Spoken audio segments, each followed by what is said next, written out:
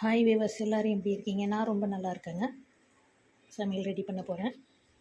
நம்ம வீட்டில் இன்றைக்கி என்ன சமையல்னு பார்த்தீங்கன்னா, வேர்க்கடலை குழம்பு தாங்க வைக்க போகிறேன். எங்கள் பெரிய பாப்பாவுக்கு ரொம்ப பிடிக்கும். அதனால் இன்றைக்கி அதை தான் ரெடி பண்ண போகிறேன். செய்ய தேவையான பொருட்கள்: வெங்காயம், தக்காளி, பூண்டு, பச்சை மிளகாய், கருவேப்பிலை, வேர்க்கடலை, புளி ஊற வச்சு எடுத்துருக்காங்க. தாளிக்கிறதுக்கு வடகம், வெந்தயம்.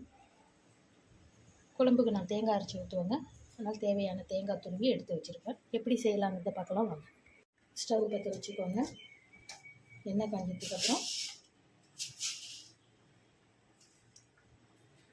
வெந்தயம்,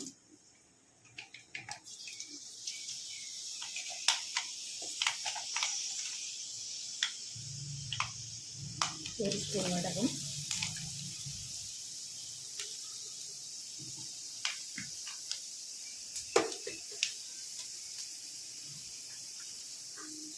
பூண்டு,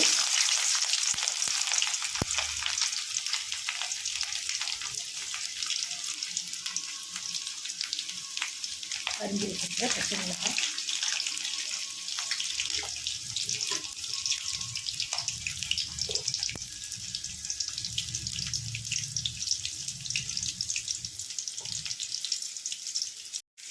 தேவையான அளவு வெங்காயம் சேர்த்துக்கிட்டோங்க. வெங்காயம் கண்ணாடி பதம் வர வரைக்கும் வதக்கி எடுக்கணும். வெங்காயம் வதங்கிடுச்சுங்க. வெங்காயம் வதங்கின பிறகு தக்காளி சேர்த்துக்கிட்டேன். தக்காளியும் சேர்த்து வதக்கி எடுத்துக்கலாம். நான் சமையலுக்கு கல் உப்பு தாங்க பயன்படுத்தினேன். தேவையான அளவு கல் உப்பு, மஞ்சள் தூள்,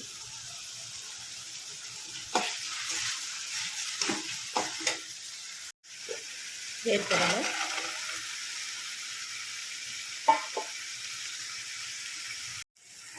தேவையான அளவு மிளகாய் தூள் சேர்த்துக்கிட்டேங்க.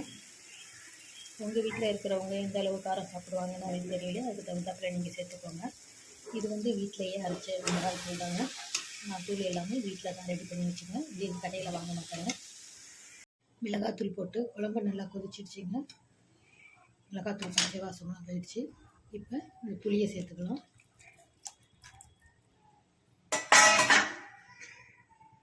இப்போ தேங்காய் அரைச்சி எடுத்துகிட்டு வந்துடலாம் வாங்க. குழம்பு நல்லா கொதிச்சிடுச்சிங்க. இப்போ தேங்காவை சேர்த்துக்கலாம். தேங்காவை சேர்த்ததுக்கப்புறம் ஒரு 5 நிமிஷம் கொதிச்சதுக்கப்புறம் இறக்கிடலாங்க. குழம்பு ரெடி ஆகிடுச்சிங்க. சாப்பிட்லாம் வாங்க. சுட சுட சாதம் ரெடியாக இருக்குது. இது குழம்பு ரொம்ப டேஸ்ட்டாக இருக்குங்க. கேரட் பொரியல், தயிர், ரசம். சாப்பிட்லாம் வாங்க.